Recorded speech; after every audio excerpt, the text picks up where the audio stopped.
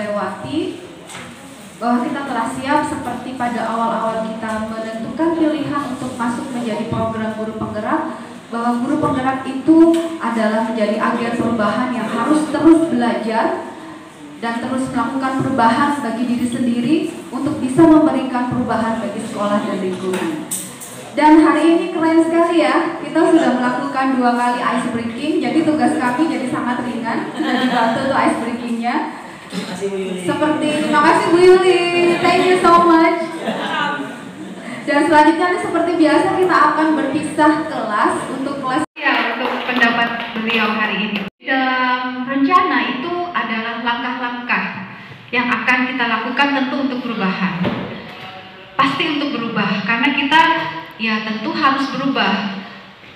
Selalu satu langkah lebih maju, walaupun hanya setengah langkah, satu langkah, kita pasti ingin berubah dan tentu saja finalnya berubah ke arah yang lebih baik. Kemudian aksi itu berupa gerakan dan renungan dalam hal ini refleksi. Renungan itu adalah mengingat kembali kegiatan kita yang sudah berjalan baik itu apa saja. Apa saja kalau misalnya kita melakukan sebuah kegiatan atau mengikuti sebuah program, hal-hal baik apa saja, atau bahkan kalau kita baru bercakap-cakap dengan rekan sejawat. Pernah nggak tiba-tiba kita oversharing, tiba-tiba tadi kok ngomong begini ya, harusnya enggak. Nah, atau tadi harusnya ngomong ini kok belum kesampaian. Jadi apa-apa yang sudah berjalan dengan baik itu kita refleksikan. Kemudian apa-apa yang tidak berjalan dengan semestinya, apa yang kurang dalam diri kita.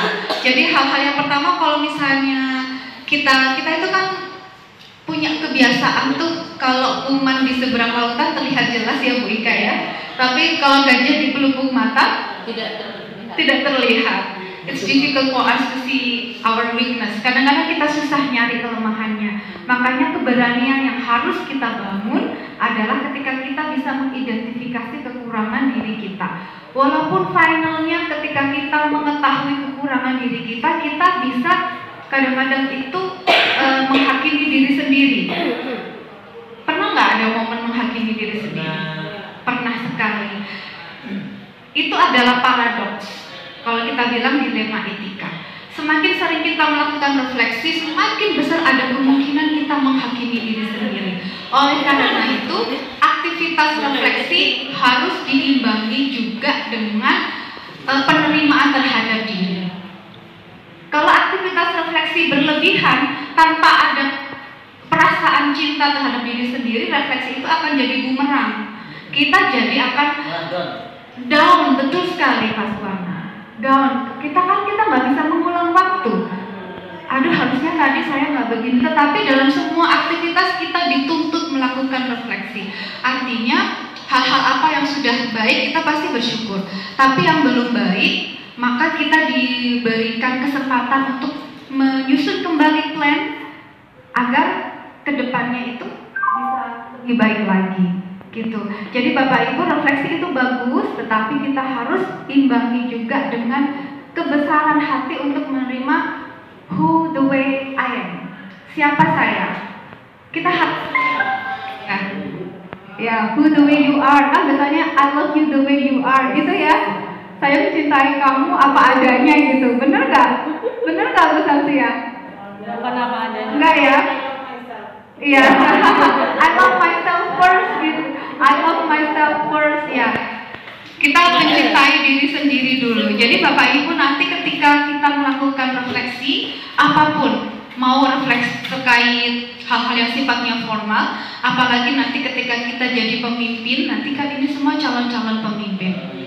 Amin. Calon-calon pemimpin akan banyak sekali berinteraksi, akan banyak sekali melakukan program dan kemungkinan gesekan. Tadi saya dengar gaya gesekan, sama nggak dengan yang ini ya?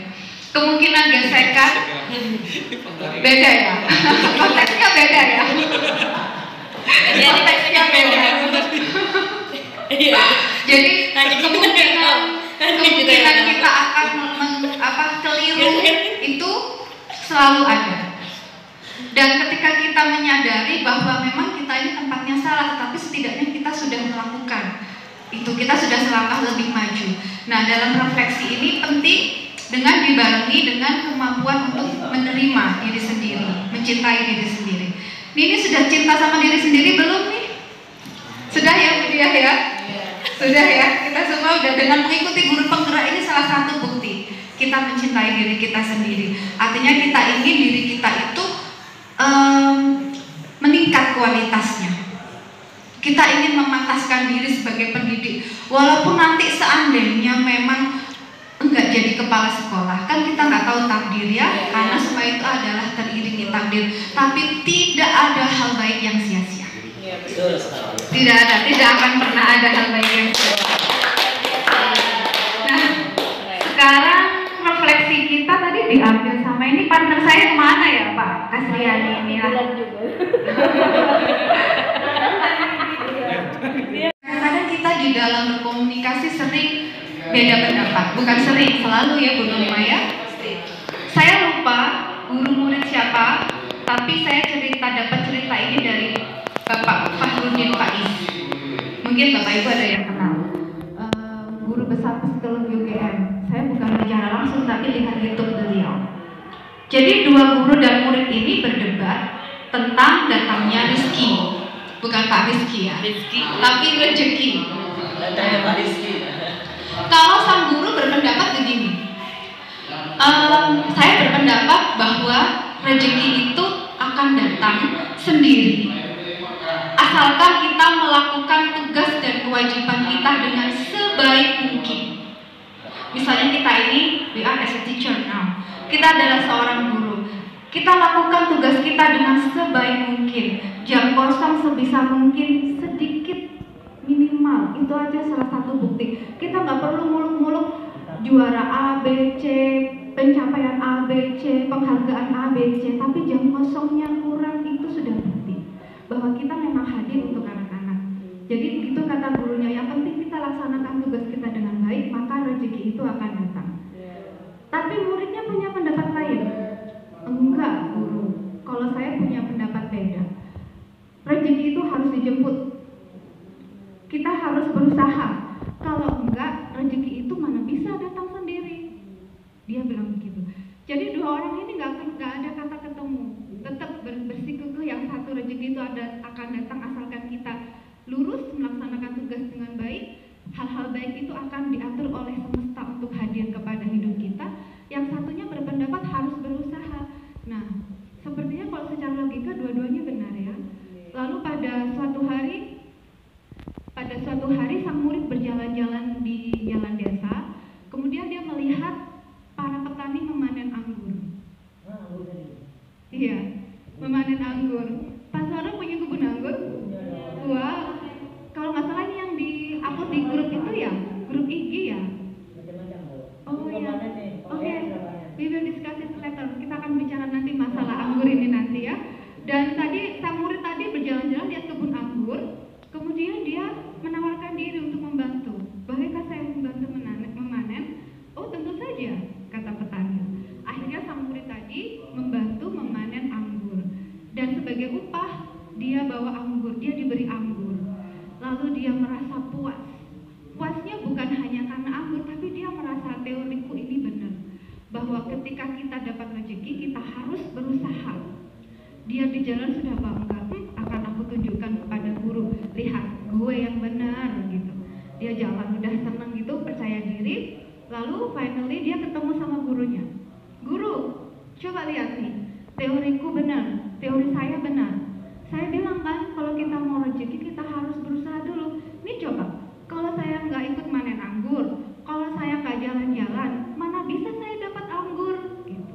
Terus gurunya begini, iya sih, tapi teoriku bener juga. Aku diem aja kok bawain anggur nih. Saya nggak ngapa-ngapain, saya nggak harus manen anggur, tapi tiba-tiba kamu membawakan saya anggur. Kita berdua makan anggur. Lalu keduanya tertawa terbahak bersama-sama. Jadi keberagaman, diversitas itu wajar. Dalam satu konteks memang kalau kita lihat kasus ini gurunya benar ya Bu? Oh itu berarti benar, dua-duanya benar. Yang yang sang murid benar, yang dua-duanya benar. Iya, betul. Saya tadi mau bilang saya takut salah. Saya cuma ingat Fahrudin Faiz yang bilang. Jadi dari cerita itu sampai sekarang saya ingat-ingat bahwa banyak sekali perspektif kebenaran di sekitar kita. Bahwa rekan-rekan sejawat ini punya potensi, bahkan peserta didik kita, anak-anak kita itu punya potensi. Bisa jadi saat ini kita yang lebih pintar, ya kan? Kita lebih pintar nih, sudah bisa apa-apa, mereka di bawah kita. Tapi ketika mereka seusia kita, mereka, ya begitu. Jadi ketika kita mulai open mind gitu, melihat semua dari sisi positif, bahwa semuanya itu mempunyai kebaikan. At least kita punya masing-masing private, kita punya ranah-ranah pribadi yang nggak boleh kita campur-campur.